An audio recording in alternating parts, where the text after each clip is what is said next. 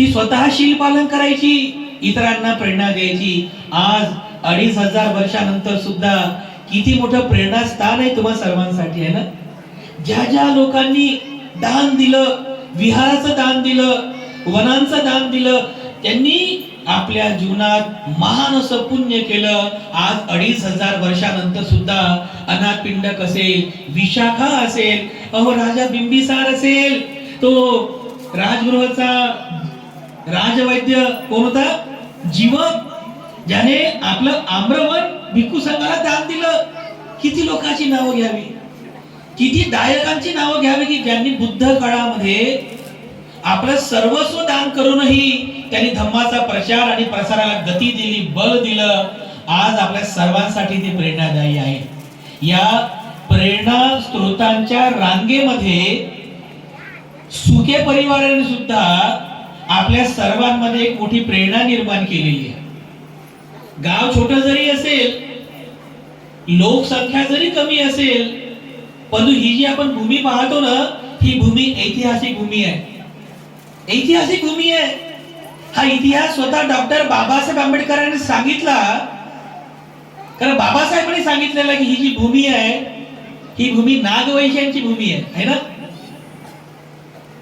एकेकाळी या भूमीमध्ये नागवैशी लोक राहत होते. बघा, काही काही ठिकाणी नागाचे शिल्प आपण पाहतो लेण्यांमध्ये वगैरे, तर ते प्रतीक आहे, खरोखरचे नाग नाही, वंश. त्या वंशाचं नाव होतं नाग, नागवंशी लोक.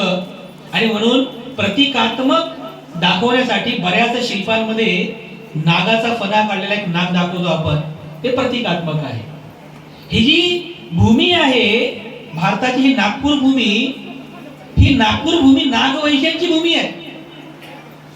याच भूमीमधून संपूर्ण जम्बूद्वीपामध्ये अनेक वर्षांपर्यंत बुद्ध धम्माचा प्रचार झाला, बुद्ध धम्माचा प्रसार झाला.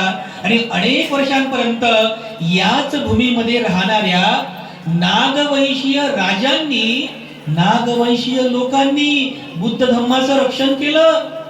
अनेक वर्षांपर्यंत बुद्ध धम्म या भूमीमध्ये तेवत होता, अनेक वर्षांपर्यंत. आणि नागवंशांची भूमी आहे, ऐतिहासिक भूमी आहे. म्हणूनच डॉक्टर बाबासाहेब आंबेडकरांनी या इतिहासाला साक्षी ठेवून याच भूमीला, याच भूमीमध्ये दिनांक 14 ऑक्टोबर 1956 ला बौद्ध धम्माची दीक्षा घेतली, है ना. हा साधारण इतिहास आहे. त्या इतिहासाचे आपण साक्षीदार आहोत. तो इतिहास आपण वाचला, तो इतिहास आपण या ठिकाणी पाहतो की या भूमीमध्ये बुद्ध धम्माचा प्रचार झाला. ही भूमी इतकी पवित्र आहे, एवढी ऐतिहासिक आहे की ज्या भूमीला बोधिसत्व डॉक्टर बाबासाहेब आंबेडकरांचा पदस्पर्श झाला, ज्या भूमीमधून पुनश्च 2500 वर्षानंतर बुद्ध धम्माचं पुनर्जीवन झालं. ही किती जन्मभूमी आहे, बुद्ध धम्माचं पुनर्जीवन करणारी ही भूमी आहे. आणि याच भूमीमधून समग्र महाराष्ट्रामध्ये, समग्र म्हणजे पूर्ण भारतामध्ये बुद्ध धम्माचा प्रचार आणि प्रसार होत आहे. तेव्हा आपली ही जबाबदारी आहे की आपणही या बुद्ध धम्माच्या प्रचार आणि प्रसारामध्ये आपलंही काही महत्त्व असावं, सहभाग असावा. या सहभागितेमध्ये सुद्धा सुखे परिवार आज आपल्या सर्वांचे प्रेरणास्थान आहे. हे मोठं काम त्यांनी केलेलं आहे. भगवान बुद्धांच्या काळामध्ये जेव्हा बुद्ध धम्माच्या प्रचार आणि प्रसाराच्या या मोहिमेला सुरुवात केली, या मोहिमेसोबत भगवान बुद्धांनी ज्या ज्या नगरामध्ये गेले, ज्या ज्या शहरांमध्ये गेले, त्या प्रत्येक ठिकाणी जाऊन तिथल्या दुःखी, शोषित, पीडित लोकांना त्यांनी धम्माचा उपदेश केला. काही उपासक उपासिका धम्माचा अंगीकार करतात, काही भिक्षू होतात, भिक्षुणी पण होतात, ध्यान मनन चिंतन करून दुःखमुक्त होतात. अशा अनेक लोक आहेत. ज्या वेळेस भगवान बुद्ध सारनाथ या ठिकाणी त्या पंचवग्गीय भिक्खूंना बुद्धत्व ज्ञानाचा प्रथम उपदेश करतात आणि तिथून सर्व भिक्खू संघाला धम्म प्रचार आणि प्रसार करण्याचा आदेश देऊन ते स्वतः भगवान बुद्ध भिक्खू संघासमवेत राजगृह नगरीमध्ये येतात. ज्या राजगृह नगरीचा राजा असतो, राजा बिंबिसार, त्या राजा बिंबिसाराने भगवान बुद्धांना विहार करण्यासाठी त्याच राजगृहाच्या त्या सीमामध्ये असलेलं एक बांबूंचं वन, ज्यांना वेळुवन असं म्हणतात, ते वेळुवनाचं दान दिलं त्या राजा बिंबिसाराने. बुद्ध प्रमुख भिक्खू संघाला प्राप्त झालेलं हे पहिलं दान होतं. राजा बिंबिसारानं दान दिलं आणि तिथे अनेक वर्ष भगवान बुद्ध भिक्खू संघासमवेत राहतात. तर असाच एक प्रसंग आहे. त्या राजगृह नगरीमध्ये भगवान बुद्धांच्या धम्म उपदेशामुळे पहिल्यांदा भिक्खू झालेले जे 5 जण होते, 5 परिव्राजक सारनाथ मध्ये, कौंडिन्य, अश्वजित, महानाम, भद्दीय आणि वप्प, या 5 जणांपैकी एक जे भिक्खू होते, अश्वजित भंतेजी, राजगृहामध्ये विहार करीत असताना एके दिवशी सकाळी हातामध्ये भिक्षापात्र घेतात आणि भिक्षापात्र घेऊन, संघाटी घेऊन भिक्षा मागण्यासाठी ते राजगृह नगरीमध्ये विहार करीत असतात, पिंडपात करीत असतात. तर पिंडपात करीत असताना एक दुसरा परिव्राजक अश्वजित भंतेजींना पाहतो आणि त्या परिव्राजकाच्या मनामध्ये असा विचार उत्पन्न होतो की अरे, हा जो श्रमण आहे, हा श्रमण किती आकर्षक आहे, याची जी चाल आहे किती सुंदर आहे, याचं रूप किती आकर्षक आहे. नक्कीच या श्रमणाकडे या जीवनातील सत्य ज्ञानाचा आविष्कार झालेला असावा, साक्षात्कार झालेला असावा. जर मी त्यांच्याकडे जाऊन जर त्यांना त्यांच्याकडे असलेल्या ज्ञानाचा जर विचारणा केली तर काय हरकत आहे. तो जो परिव्राजक होता, जो अश्वजित भंतेजींच्या मागे मागे मागे मागे जात होता, त्या परिव्राजकाचं नाव होतं सारिपुत्त. हे जे सारिपुत्त होते, राजगृह नगरीमध्ये संजय वेलट्टीपुत्त नावाच्या एका ऋषींचे शिष्य होते. असं म्हणतात की त्या राजगृहाच्या त्या संजय वेलट्टीपुत्ताचे एकूण 250 शिष्य होते आणि या 250 शिष्यांपैकी हे जे आहेत सारिपुत्त आणि मोगलायन, महामोगलायन, हे 2 शिष्य त्यांचे प्रमुख आवडते शिष्य होते. तर हे जे सारिपुत्त आहेत, हे जेव्हा अश्वजित भंतेजींना पाहतात तर त्यांना आपण विचारणा करावी की तुम्ही कोण आहात, तुमचे गुरु कोण आहेत. तर विचारणा करण्यासाठी जेव्हा सारिपुत्त त्यांच्या मागे मागे मागे मागे जातात तर पाहतात, अरे अरे, आता ह्या वेळेला ही जी श्रमण आहेत हे पिंडपात करीत आहेत, आता यांना थांबवणं आणि यांच्या पिंड विहारामध्ये आपण व्यक्ती आणणं हे बरोबर नाहीये.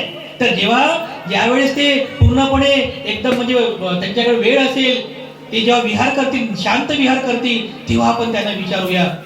अश्वजित भंते पूर्ण पिंडपात झाल्यानंतर, भिक्षा ग्रहण केल्यानंतर एका झाडाखाली बसतात आणि त्यानंतर मग ते जे सारिपुत्त आहेत, सारिपुत्त अश्वजित भंतेजींकडे जातात आणि त्यांना अभिवादन करून म्हणतात की मित्रा, तुमची देहकांती अतिशय आकर्षक आहे आणि तुमची जी चाल आहे ही चाल सुद्धा अतिशय मनमोहक आहे.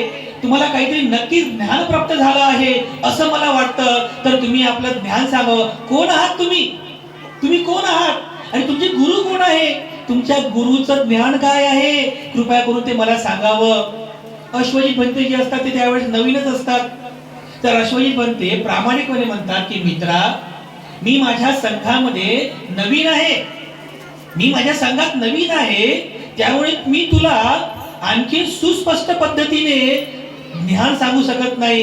परंतु शाक्य कुळातून प्रवचित झालेले जे गौतम सिद्धार्थ गौतम बुद्ध आहेत, त्यांचा मी शिष्य आहे, ते माझे गुरु आहेत. तर सारिपुत्त म्हणजे म्हणतात, तर मित्रा, तुमच्या गुरूंचा वाद काय आहे, तुमच्या गुरुचं ज्ञान काय आहे ते तरी सांगा. तेव्हा अश्वजित भंतेजी म्हणतात की मला तर पूर्ण स्पष्ट सांगता येणार नाही, कारण मी ह्या संघामध्ये नवीन आहे, परंतु मी अगदी थोड्या शब्दांमध्ये सांगू शकतो. आणि त्यावेळेला अश्वजित भंते सारिपुत्तांना भगवान बुद्धाच्या ज्ञानातील एक छोटा उपदेश करतात. अश्वजित भंते सारिपुत्तांना म्हणतात की बुद्धांचा वाद काय आहे, बुद्धाचं ज्ञान काय आहे.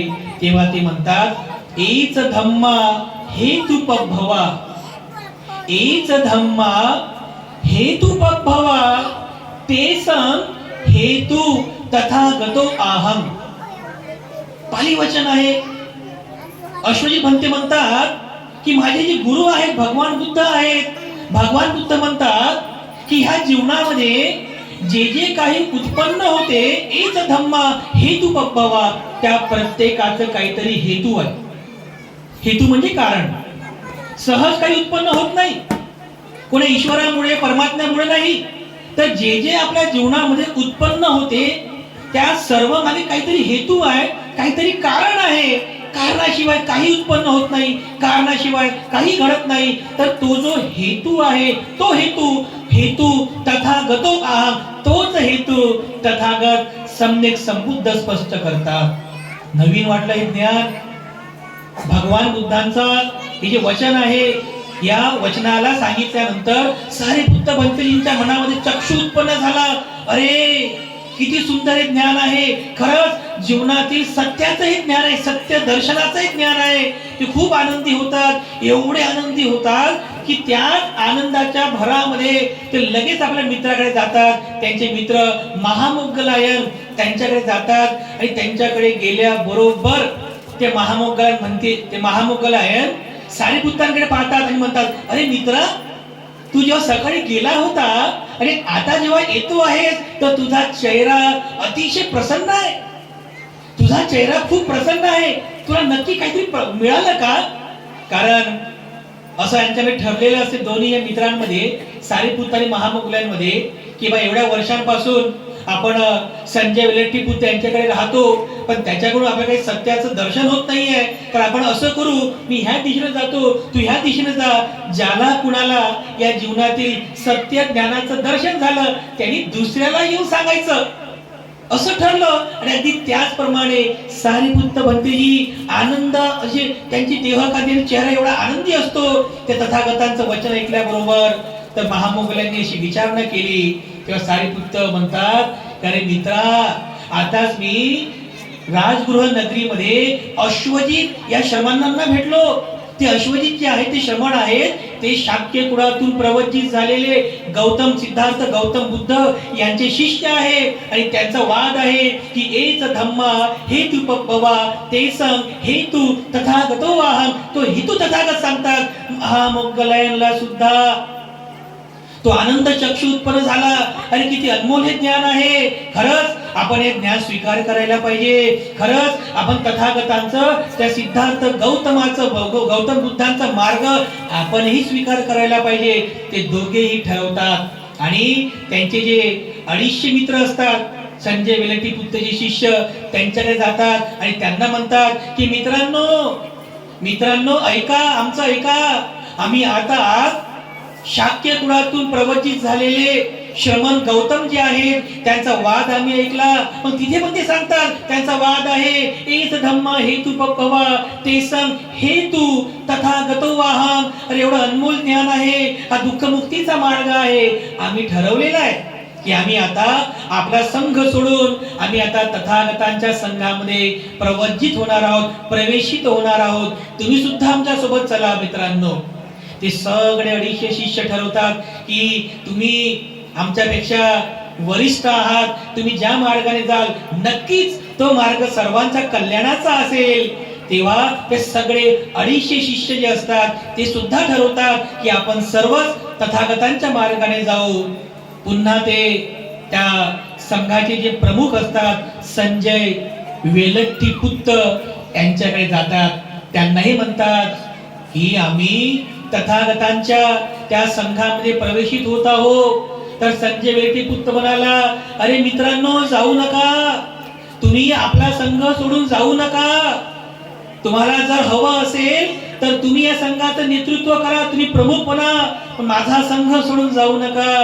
परंतु सारिपुत्त आणि मोग्गलायन आणि त्यांचे जे 250 शिष्य होते यांनी संकल्प केलेला असतो की आम्ही आता गौतम सिद्धार्थ गौतम यांच्या म्हणजे तथागतांच्या मार्गामध्ये जाऊ आणि सत्य ज्ञानाचं दर्शन घेऊ. ते सगळे त्या संजय वेलट्टीपुत्रा सोडून जातात. असं सांगितलेलं इतिहासामध्ये की पुढील म्हणजे काही वेळेमध्ये तो जो संजय वेलेटी पुत्र असतो तो त्या ठिकाणी मूर्छित होऊन बेशुद्ध होतो की माझे आवडते शिष्य मला सोडून गेले. तो मूर्छित होऊन बेशुद्ध होऊन त्या ठिकाणी पडतो.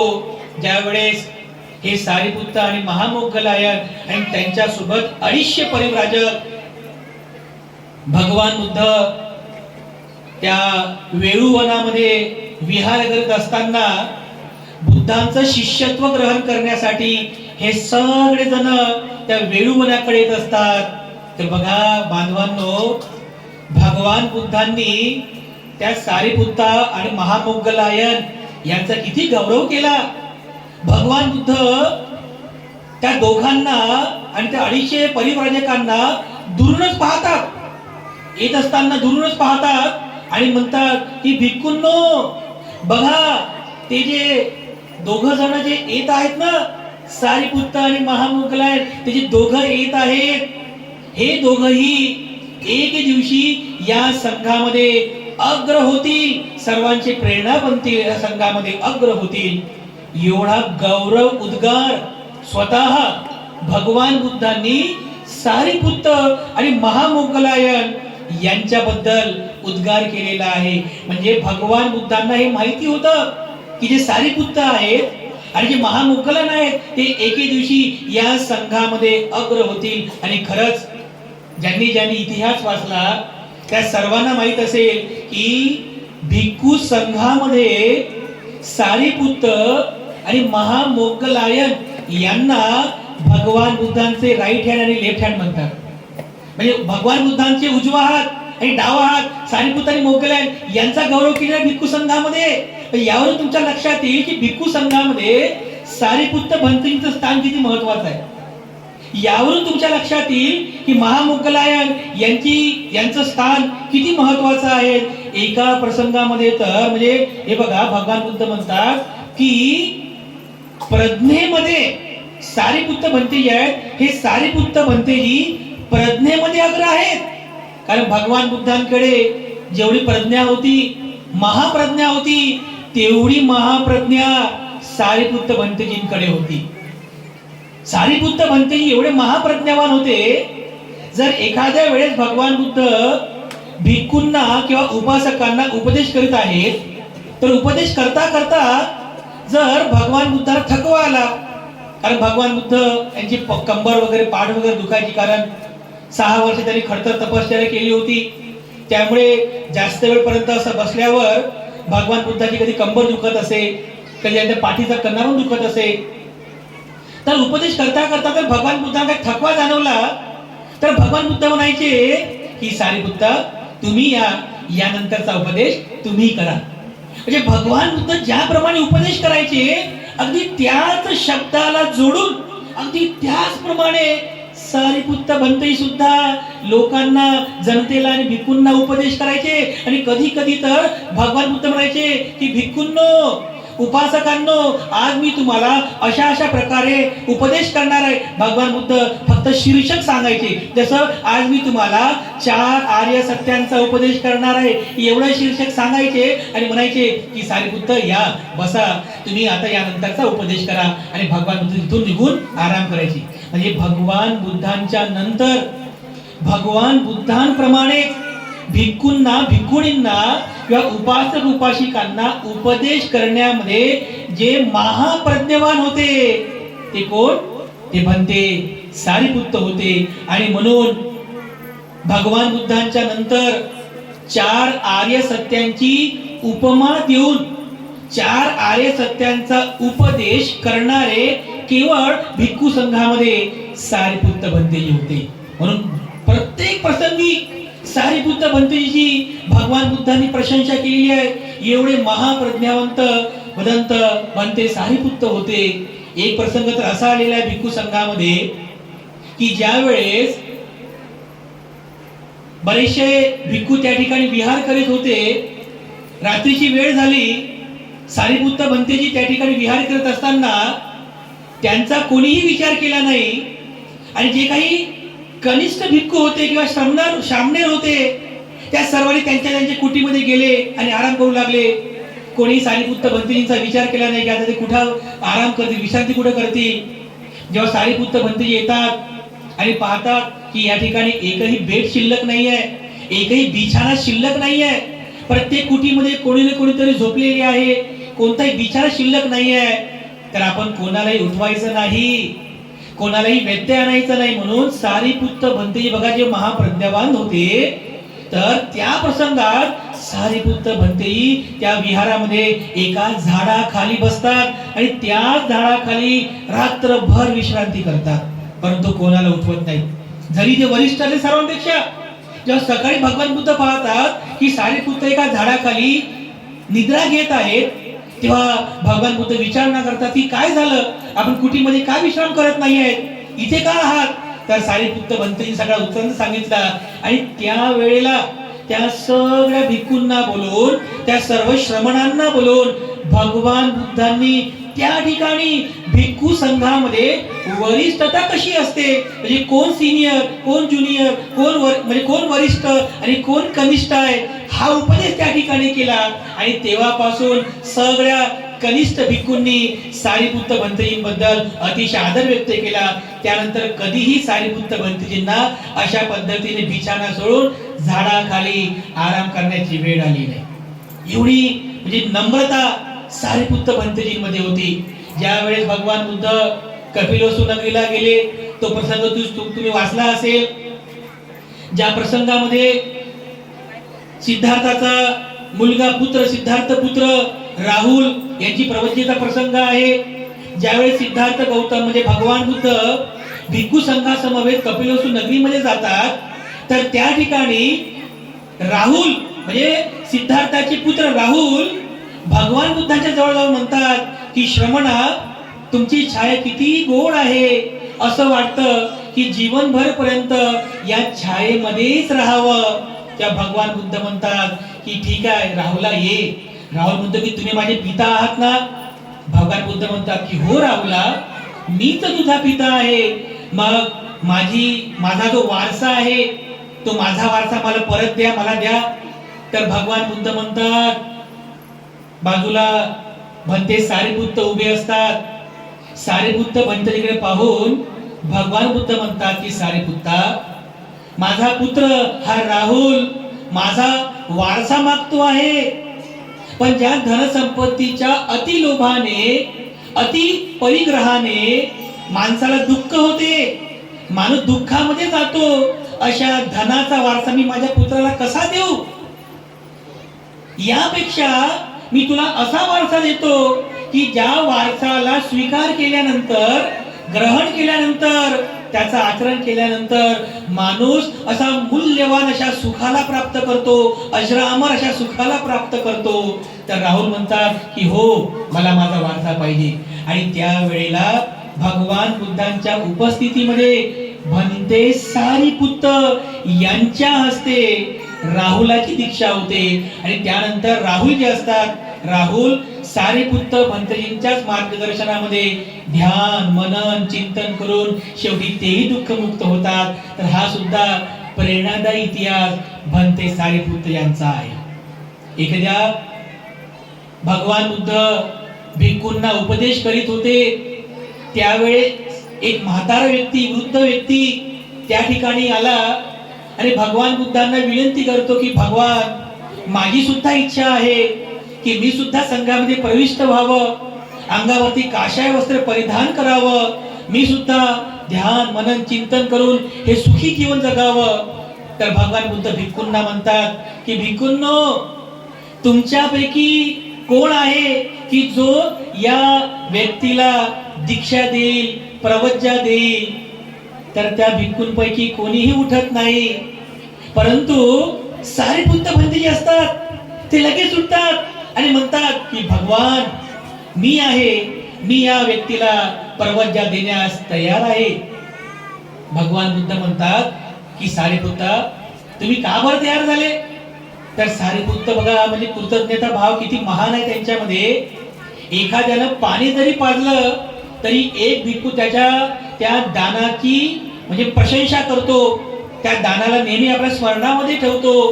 तर सारीपुत्त भंते त्या ठिकाणी सांगतात की भगवान, एक वेळेस पिंडपात करीत असताना या व्यक्तीने मला पाणी पाजलं होतं, या व्यक्तीने मला पाणी पाजलं होतं, ते त्यावेळेस जे त्याने दान केलं ते आजही माझ्या स्मरणामध्ये आहे. आणि त्याच्या दान कर्मामुळे, त्याच्या त्या दान कर्मामुळे माझ्या मनामध्ये याला प्रवजित करण्याचा हा पवित्र भाव माझ्या मनात उत्पन्न झालेला आहे आणि म्हणूनच मला याला प्रवजित करायचं आहे. किती कृतज्ञता भाव आहे सारीपुत्त भंतेजीच्या मनामध्ये आहे. केवळ एक व्यक्ती त्यांना पाणी पाजतो, तर पाणी पाजल्यामुळं सारीपुत्त भंतेजी त्याच्या त्या दान कर्माचे किती स्मरण करतात, त्याचं स्मरण करून त्याच्याप्रती मंगल कामना अर्पण करतात की याने आपल्याला दान कर्म केल्यामुळे आपल्या जीवनामध्ये खूप मोठं हे आपल्याला प्राप्त झालेलं आहे. आणि त्यावेळी सारीपुत्त भंते त्यांना त्या ठिकाणी प्रवजित करतात. तर अशा प्रकारे सारीपुत्त भंतेजींची नेहमीच भगवान बुद्धांनी प्रशंसा केली. असे महाप्रज्ञावान असलेले भंते सारीपुत्त, त्यांनी ज्या वेळेस त्यांना असं समजायचं की ह्या दिशेने अश्वजित भंतेजी गेलेले आहेत, तर अश्वजित भंतेजीमुळे त्यांना दीक्षा मिळाली, अश्वजित भंतेजींमुळेच त्यांना या संघामध्ये प्रविष्ट होता आलं. तर जेव्हा त्यांना समजलं की ह्या दिशेने अश्वजित भंतेजी गेलेले आहेत, तर त्या दिशेने असा चेहरा करून, असा हात जोडून असं वंदन करत असत, कारण या दिशेने अश्वजित भंतेजी गेलेले आहेत. एवढी उपकाराची जाणीव असणारे, एवढा महान कृतज्ञता भाव असणारे सारीपुत्त भंतेजी संघामध्ये अग्र होते, प्रज्ञेमध्ये ते अग्र होते. ज्या दिशेला भगवान बुद्ध गेले, समजा ह्या दिशेला भगवान बुद्ध गेले असतील, तर त्या दिशेला सुद्धा सारीपुत्त असा हात जोडून त्या दिशेला वंदन करत असत की महाप्रज्ञावान भगवान बुद्धांच्याच या धम्मज्ञानामुळे, या मार्गामुळे आज मी या सुखपूर्वक जीवन जगत आहोत. हे सारीपुत्त भंतेच्या मनामध्ये भगवान बुद्धांबद्दल असलेला आदर होता. आणि असं म्हणतात साहित्यामध्ये, असा उल्लेख आहे की ज्या दिशेला सारीपुत्त भंतेजी धम्म प्रचाराकरिता गेले असतील, त्या दिशेला भगवान बुद्धांना जाण्याची आवश्यकता पडत नसे. कारण भगवान बुद्धांच्या दर्शनाने जेवढा आनंद उपासक उपासिकांना व्हायचा, भगवान बुद्धाच्या धम्म ज्ञान ग्रहण केल्याने जेवढं सुख, शांती, समाधान उपासक उपासिकांना प्राप्त व्हायचं, अगदी तेवढंच सुख, समाधान, शांती सारीपुत्त भंतेजींचं दर्शन घेतल्याने आणि त्यांच्याकडून धम्म ज्ञान ग्रहण केल्याने उपासक उपासिकांना प्राप्त होत असत. एवढे महान भंते सारीपुत्त होते, प्रशंसनीय होते, भिक्खू संघामध्ये अग्र होते.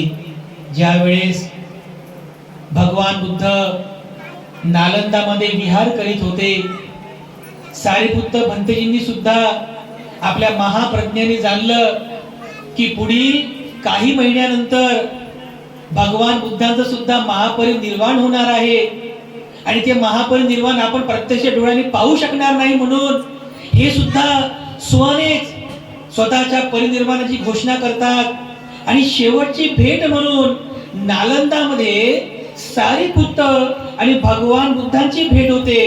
तर सारीपुत्त भगवान बुद्धांना म्हणतात की भगवान, माझी इच्छा आहे की आता मी सुद्धा परिनिर्वाणाला प्राप्त करावं आणि माझी इच्छा आहे की ज्या गावात, म्हणजे नालक नावाचं गाव होतं त्यांचं, जिथे जन्म झाला, ज्या गावात, ज्या झोपडीमध्ये माझा जन्म झाला, त्याच जन्मगावी, त्याच झोपडीमध्ये परिनिर्वाण प्राप्त करावं अशी माझी इच्छा आहे. भगवान बुद्ध म्हणतात की भिक्खूंनो बघा, हा संघ म्हणजे भिक्खूंनो बघा, आपले जे सारीपुत्त आहेत ते आता परिनिर्वाणाला प्राप्त होणार आहेत, पुन्हा त्यांचं दर्शन होणार नाही. म्हणून बुद्ध दर्शनास सम असलेले आपण सारीपुत्तांचं दर्शन घ्यावं. ज्या सगळ्यांनी मिळून सारीपुत्तांचं दर्शन घ्यावं. तर तो प्रसंग साहित्यामध्ये वर्णिलेला आहे की ते सगळे भिक्खू भगवान बुद्धांना एकटं सोडून सारीपुत्त भंतेजींचं दर्शन घ्यायला जातात. विचार करा, भगवान बुद्धांना सोडून सगळे भिक्खू सारीपुत्त भंतेजींचं दर्शन घ्यायला जातात. कारण सारीपुत्त भंतेजीमध्ये तेवढी प्रज्ञा होती, तेवढं बल सारीपुत्त भंतेजीमध्ये होतं. साहित्यामध्ये अनेक ठिकाणी भंते सारिपुत्त यांचा उल्लेख आहे. अनेक ठिकाणी सारिपुत्त भंतेजींची प्रशंसा केलेली आहे. थेरी गाथा आणि थेर गाथा नावाचं पुस्तक सुद्धा त्रिपिटकामध्ये आहे. या थेर गाथेमध्येही भंते सारिपुत्त यांची प्रशंसा केलेली आहे. नक्की आपण तो थेर गाथा नावाचा ग्रंथ वाचावा. ज्या वेळेस भंते सारिपुत्त यांचं परिनिर्वाण झालं, तुम्ही जर कधी नालंदाला गेले असाल, नालंदा राजगृहाच्या बाजूलाच आहे, तर नालंदामध्ये जिथे सारिपुत्तांचा जन्म झाला होता त्याच ठिकाणी त्याच झोपडीमध्ये भंते सारिपुत्त हे परिनिर्वाणाला प्राप्त करतात. आणि परिनिर्वाण झाल्यानंतर ज्याप्रमाणे बुद्धांबद्दल आदर सन्मान भिक्खूंच्या मनामध्ये होता, तेवढाच आदर आणि तेवढाच सन्मान भंते सारिपुत्त यांच्याबद्दलही होता.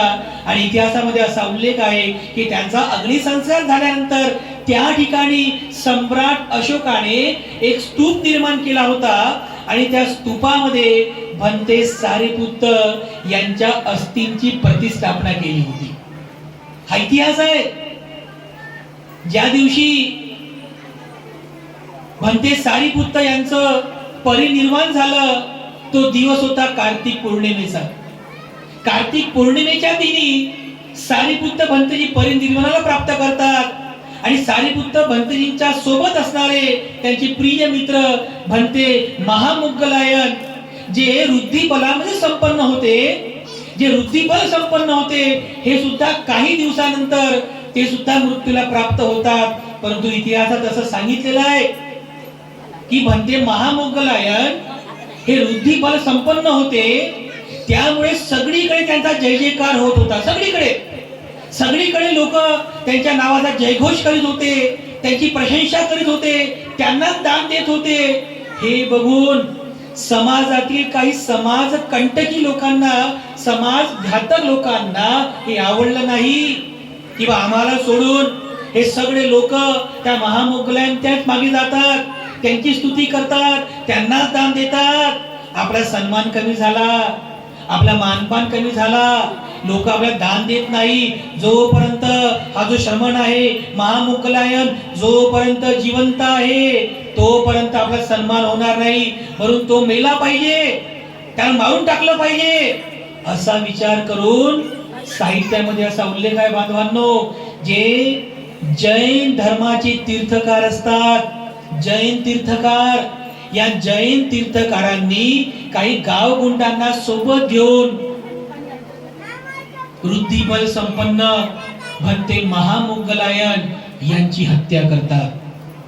यांना मारून टाकतात, त्यांचे तुकडे तुकडे करतात आणि त्यांच्या त्या शरीरातून निघालेले जे चरबीयुक्त तेल आहे त्या तेलाचे दिवे पेटवतात आणि त्या ठिकाणी ते जल्लोष आनंद साजरा करतात की आमच्या या रस्त्यातील जो काटा होता, आमच्या रस्त्यात जो अडथळा होता, तो अडथळा आता दूर झालेला आहे, आता महामुद्गलायन संपलेले आहेत. त्यांनी जल्लोष साजरा केला.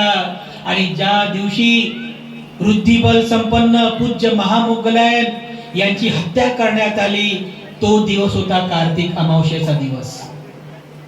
कार्तिक अमावस्याच्या दिवशी आपल्या संघातील रुद्धिबल संपन्न पूज्य महामुद्गलायन यांची हत्या करण्यात आली.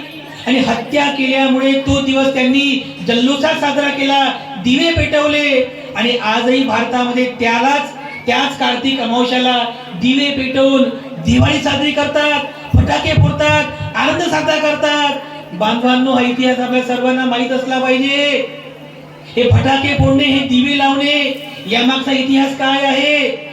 या दिवशी आपले पूज्य महामुद्गलायन हे मृत्यूला प्राप्त झालेले आहे, त्यांची हत्या झालेली आहे. म्हणून बौद्धांनी कधी दिवाळी साजरी करू नये, हे आपण इतिहास जाणला पाहिजे.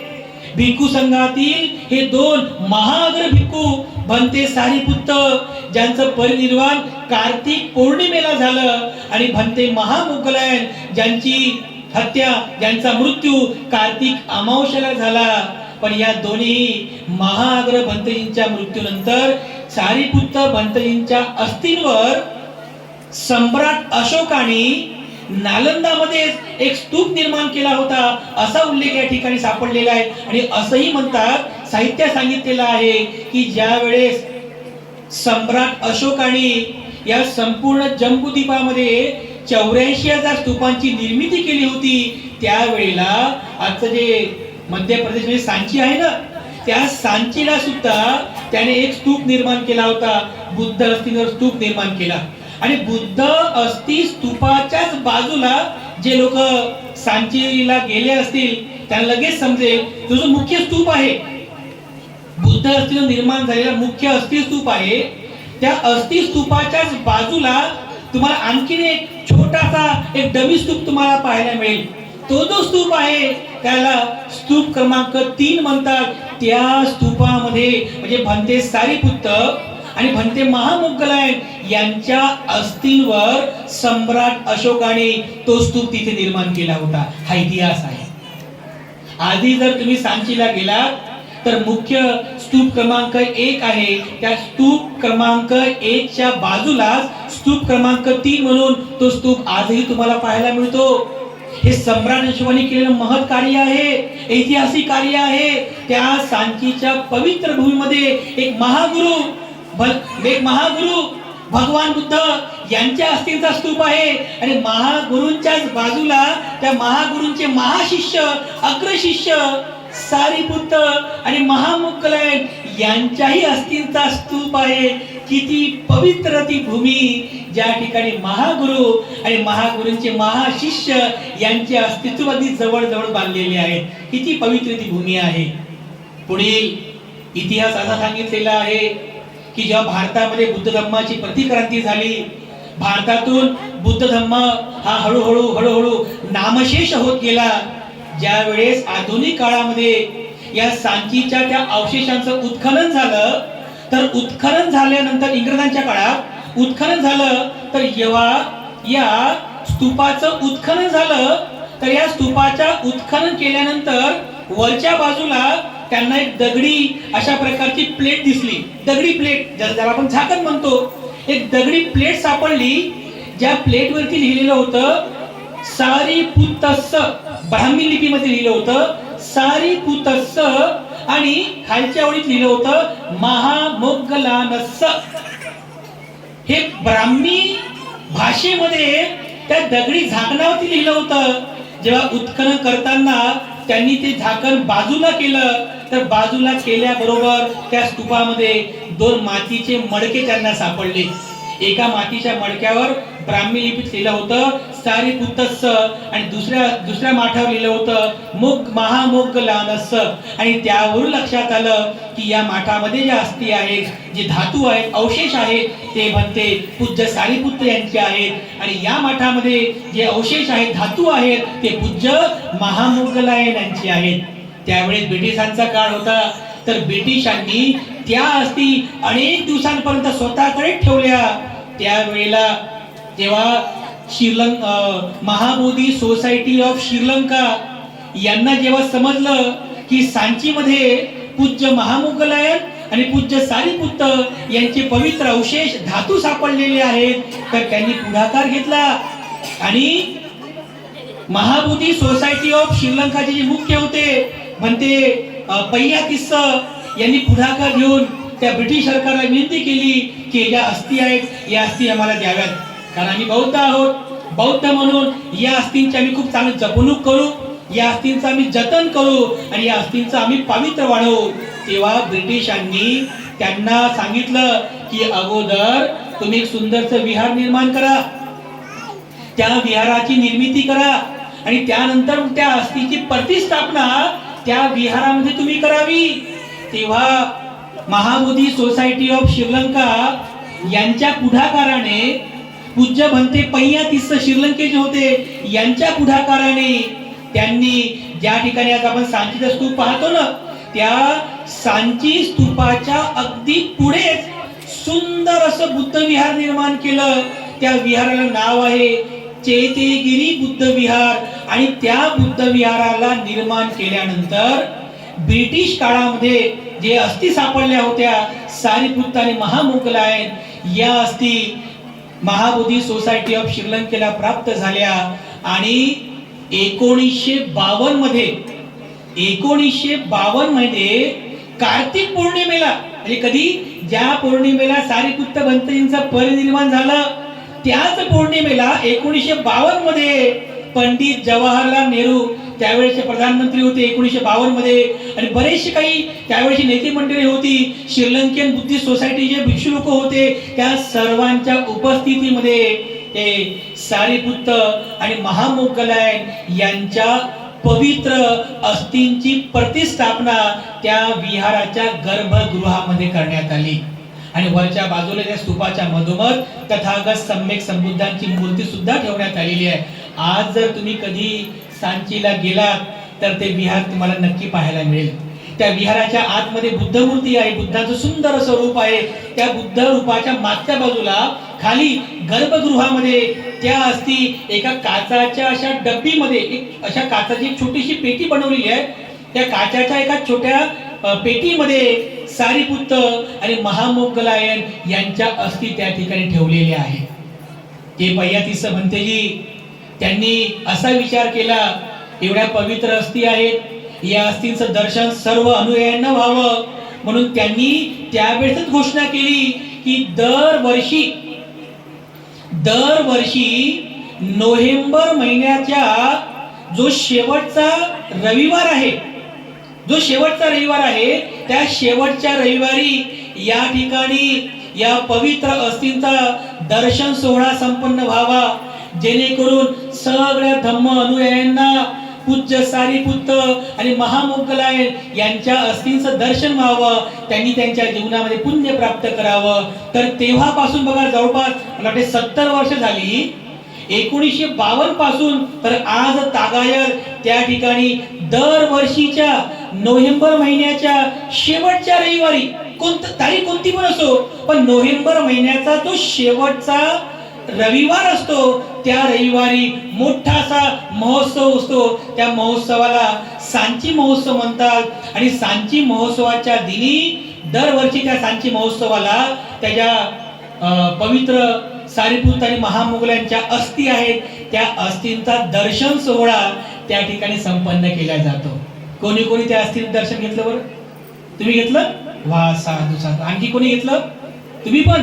साधू साधू साधू साधू. ज्यांनी त्या अस्थींचं दर्शन घेतलं त्या सर्वांबद्दल साधुवाद व्यक्त करतो. बांधवांनो, आपल्याला हे मानवी जीवन मिळालेलं आहे, तर या जीवनामध्ये एकदा तरी त्या पवित्र अस्थीचं दर्शन करावं.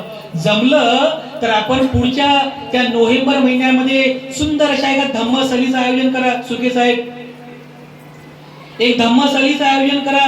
नोव्हेंबर महिन्याचा शेवटचा रविवार लक्षात असावा की ज्यावेळेस सांची महोत्सव असतो तर आपण धम्मसलीचं आयोजन करा आणि धम्मसलीमध्ये आपण सर्वांनी सहभागी व्हा आणि एकदा तरी त्या पवित्र अशा त्या अस्थीचं दर्शन आपण करावं.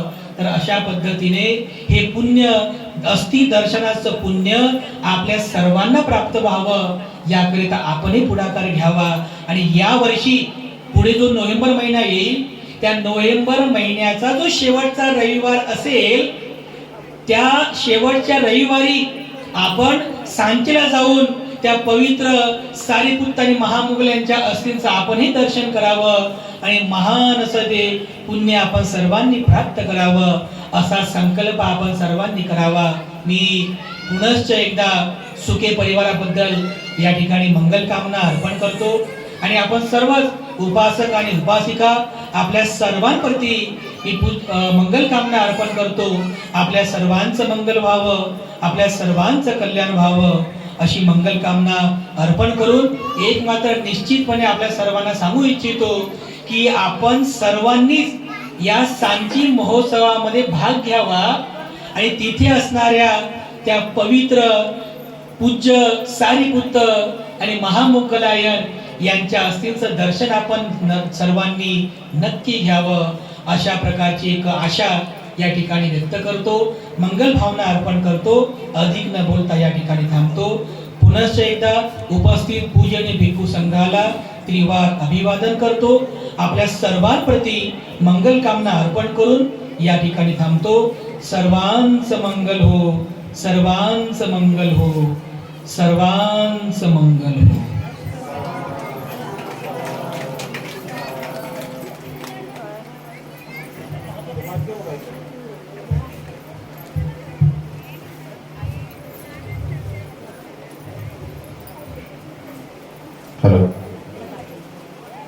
अत्यंत सुंदर आणि मार्मिक असे धम्मदेशना पूजनीय भिक्खू यन धम्मानंद स्थवीर यांनी दिलेली आहे।